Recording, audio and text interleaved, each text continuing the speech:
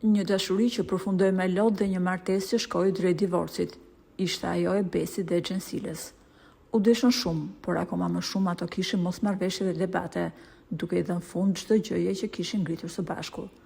Gjensila duket se është fokusuar në karrierën e saj profesionale, ndërsa Besi, përveç karrierës, ka gjetur edhe një vajzë që e do shumë dhe e plotson.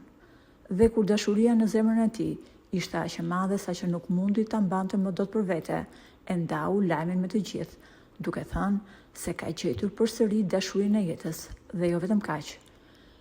Emrin e vajzës që e do shumë, Besi e ka bërë tatuazh.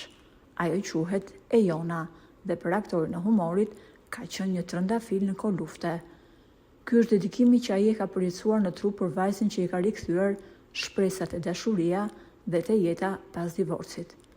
Edhe pse janë ndarë, Gjensila nuk e ka pritur mirë lajmin e lidhjes së Besit me një tjetër vajzë, që tashmë do të zërë vendin e saj.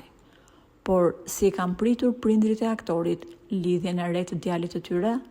Burime pranë familjes së aktorit shprehen se prindrit kanë thënë se kjo është një gjë shumë normale, sidomos kur vjen pas një divorci. Ato janë shprehur se do të jenë gjithmonë në krah të djalit të tyre dhe do të pranojnë çdo zgjedhje të tij. Mjafton që ajo zgjedhje ta bëjë të lumtur Besin.